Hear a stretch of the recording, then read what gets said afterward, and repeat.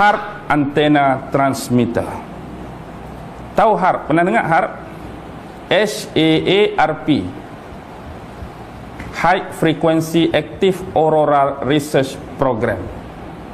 Tempat dia di mana? Di Gekona, Alaska. Ada juga di Jikamarka di Peru. Tapi yang paling besar di Gekona, Alaska. Satu alat HARP ni dia boleh buat macam-macam.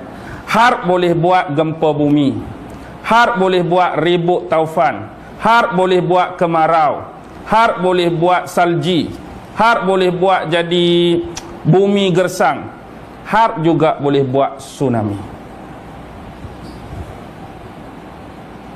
Faham? Maksudnya cuaca hari ini boleh dikawal oleh mereka.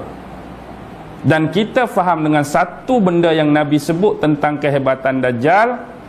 Satu masa bumi ini akan jadi gersang dan dia akan menawarkan pertolongan kepada kita.